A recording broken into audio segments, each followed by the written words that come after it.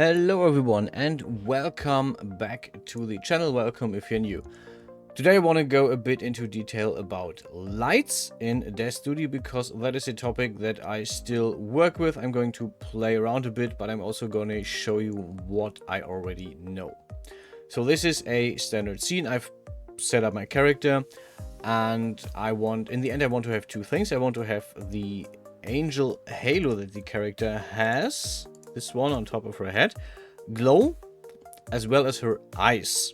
I want to have a glowing eyes and I want to have a glowing halo, and I want to have maybe a different light set because this one is relatively bland in itself. So first thing first, we're gonna play around with the halo and we're gonna give it a illumination, and we're gonna give the eyes illumination or emissive quality. In this case, I'm going to grab the halo. I already have the halo. I'm in the surfaces tab. If you don't have that tab, you can right click at paint tab and surfaces, or you can go window, paint tabs, and click on the surfaces tab, and then it opens that one, either docks it somewhere or it opens it in general, and you have it.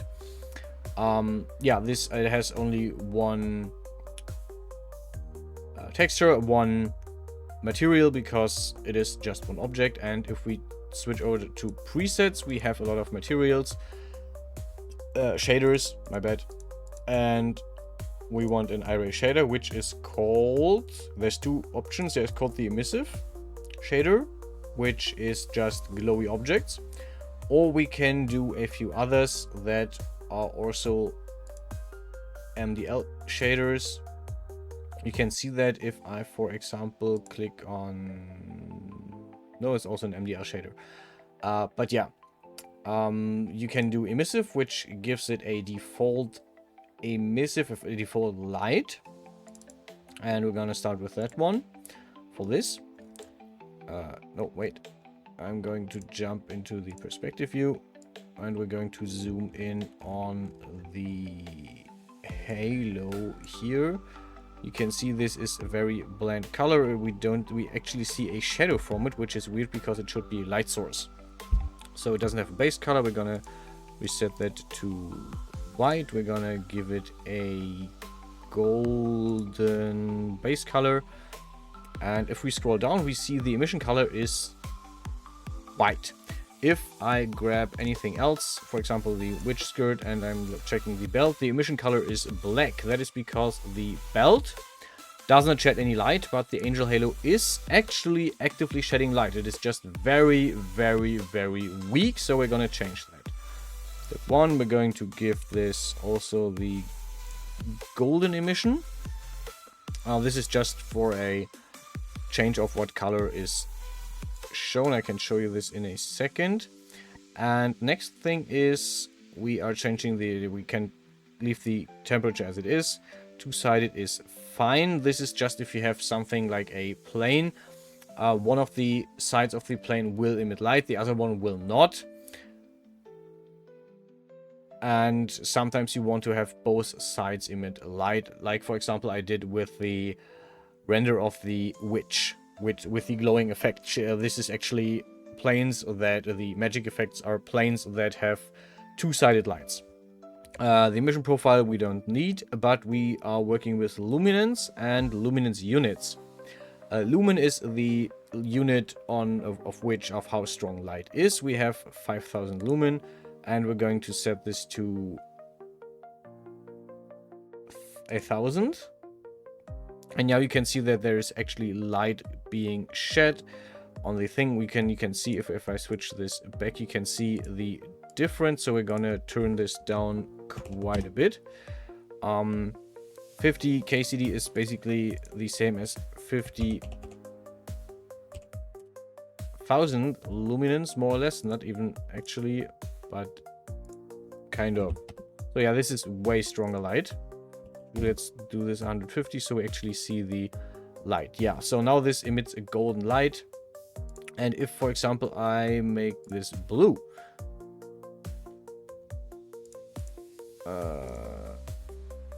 okay, this doesn't matter. If I make the emission color blue, you can see that the character now has some kind of blue light shed on her head, it is a bit bluish. If I make this black, it doesn't really do anything. But if I, for example, make this red, you can see that this is now emitting reddish light. We're gonna want this to be golden though. Okay, next would be the eyes. And here's a little thing about Daz specifically. If I grab Genesis to female, the eyes have a lot of different maps. There is the cornea, there is the eye reflection, which we don't need. Actually, there is the irises, which is what we want to work on. This is the colored part of the eye.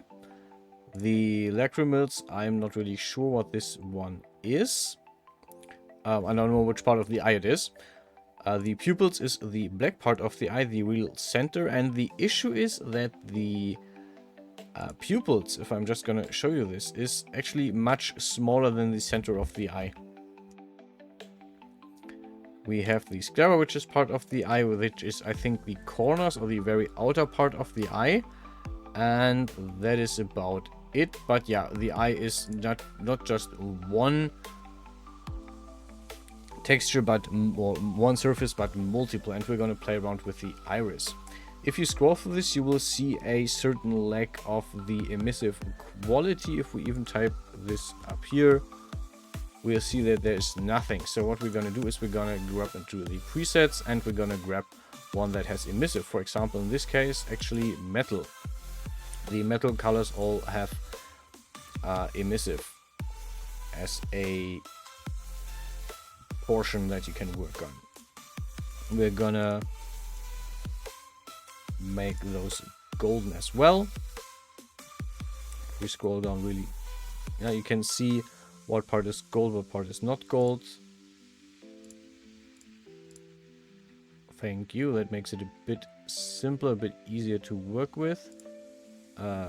Surfaces. And now we're going to play around with the emission. If we turn this up to white, we now have an emission in this. This is the standard setting of warm color, 6500 Kelvin, and luminance is 1500 lumen. So we're gonna grab this, turn this up quite a bit. Actually, this is fine if this is 15 is, I think, a good 15, or 25 is a good level of emission. We're gonna give this a golden, the golden emission color as well.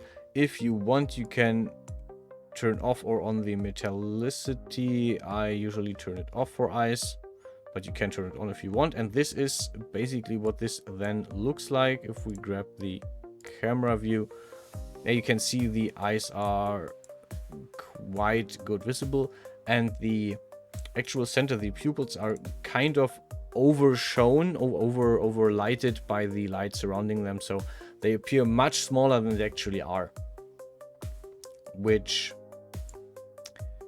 is a thing. Next, we have a general light in the scene which kind of works against us, because it is so bright that we can't really see the changes that we made to the character. And those you can find under render settings and environment. You have different environment modes, dome and scene, which gives you a sky dome that emits a picture, in this case the environment map, inside the sky dome. So this is basically the picture that is shown, that is lighted into the scene, which gives you this natural ambient surrounding. You have dome only, which just gives you the light of the dome. You can see this is a bit weaker. Yeah, we immediately have a better visual effect on the lighting, on the light parts that we have. We have a sun sky, which you can even set up a different time and date where the sun is. You can literally set off a different date and make sure this is. You can basically emulate a place on the Earth with the sun, which is really cool. You can increase or decrease the saturation of the sun if you want to play around with that. And other things. We have the scene only lights, which in this case there are no scene lights because we haven't set any up. And this is relatively bland as well. The standard is dome and scene, which is what I'm usually doing for my renders, but in this case it won't work because I want my objects to shine. So we can do dome only, works quite well. You can play around with the dome as well, but there's not that much. And we can play around with the environment map. The standard setting is 2. This is basically how intense the environment map is. If we scale this up, you can see it gets a lot brighter. If we scale this down, you can see this a lot darker. One is actually relatively dark. If we set this up to dome and sphere, you can see that this doesn't do as much. Yeah, it still intensifies the environment map, but if you change this down, it doesn't do that much. If you do dome only, you can play around with it, and there's a lot of things happening. Scene only means only the lights that we set up work. And there's a bit of an issue with this because the lights that we can set up are not really meant for a MDL engine. They are shown, but they're not great. And I'm going to show you why. If I'm setting up a distant light, I can grab the distant light in my perspective, in my viewport, and just adjust the angle of the light in general to the character and the scene. Let's jump back into the camera. You can see this is relatively dark, even though we have 100% intensity. Again, 100% intensity, the color is there. We have the lumen set relatively far down, and we cannot change the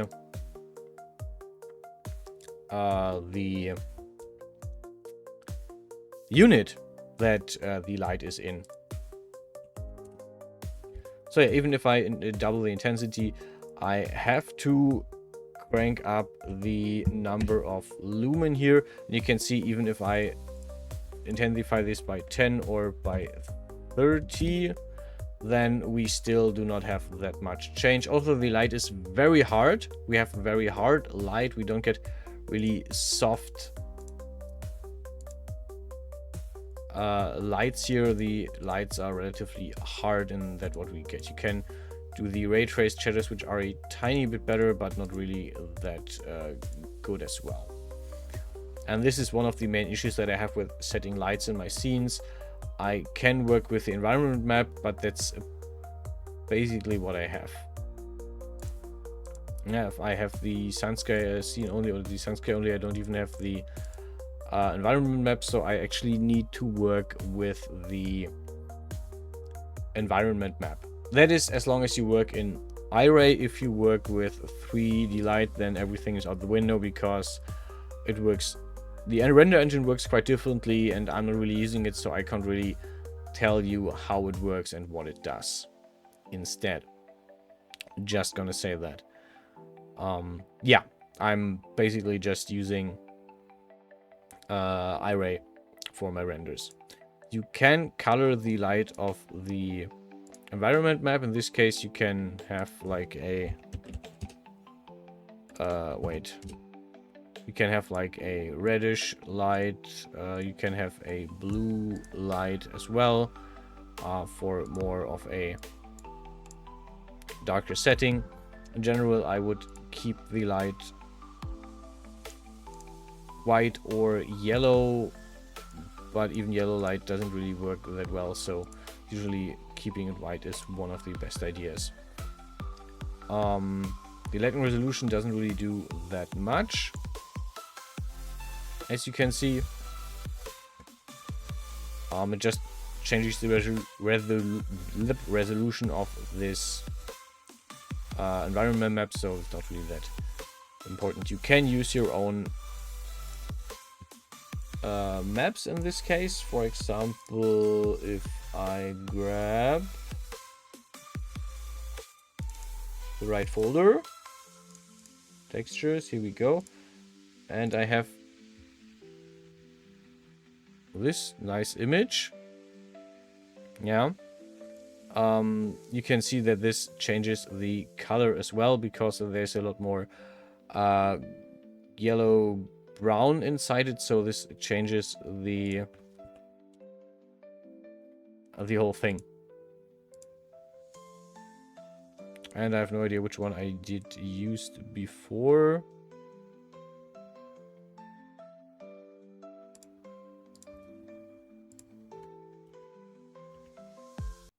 Oh yeah, ruins. Okay, this is the standard one from Daz, and the resolution of this one is actually not that important. So yeah, the intensity of the environment is also changing a bit the strength of the light outside. So by playing around with both of these, you can make the image a bit darker. Try to set up a distant light. I already have one, never mind. Set up a distant light from the front. That is a bit more intense.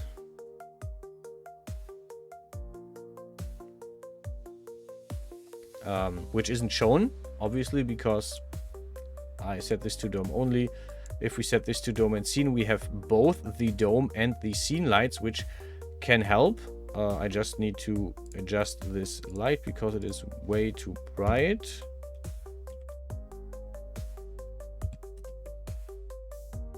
And now if we jump back to the camera, you still get the hard shadows from your frontal light, so you might actually want to turn this down even more so you can see the glowing parts of the character, or we can change the angle of the light, make this more come from topwards, and this should help us in showing the glowing parts, well, a bit at least. If you change the temperature, this basically makes the light more clinical or more warm. But yeah, so yeah, if you want to play around with lights, this is the tools that you have. You can create different lights, like for example a spotlight, a linear point light, or a point light, which in general just give you different kinds of lights that illuminate your scene, but you have to really crank them up more or less to make them visible. If I return this light to the default value, you can see that there's not really that much to see.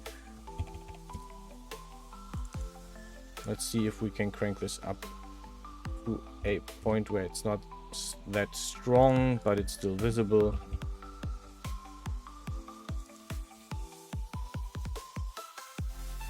Yeah, we have light, we can see the character, but it's not that intense. And maybe now I can put this in front of the character.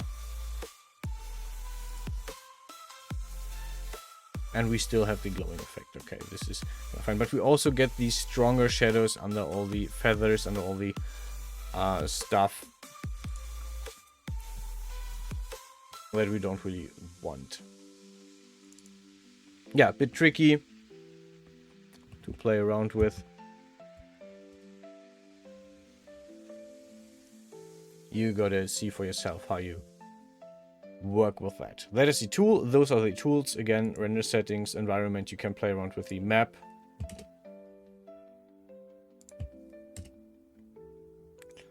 Which might soften the whole thing a bit.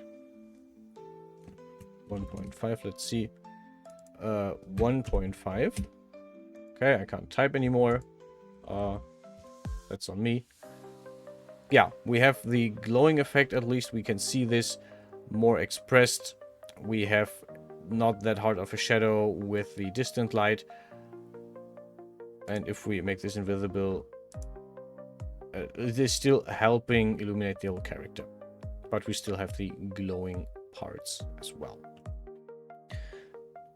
Yeah, this is why I'm not using that much light, because it is not that easy in Daz Studio to work with lights. If you want to do indoor scenes, I usually recommend going scene only and then setting up your light sources as they are. Takes a bit more work. I usually then tend to use really strong point lights or spotlights. Sometimes the distant light depends on the scene, on the indoor scene, but yeah.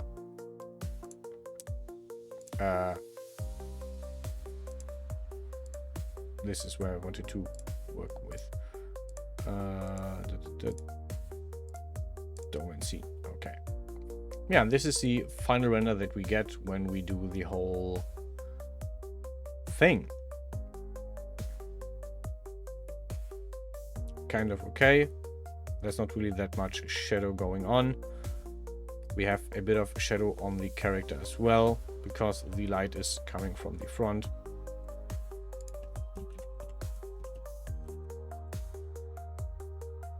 Bam. And that's it. That's for this video. Thanks for watching. Next week I will go back to the usual 3D modeling, 3D model creation. I will work on the human model probably next week as well. Might be one, might be two videos. Depends on if I want to show my progress on that or not. But yeah, next week will be classic modeling on the channel. Thanks for watching. I hope you liked the video. As always, stay healthy, stay safe, and I will see you guys around.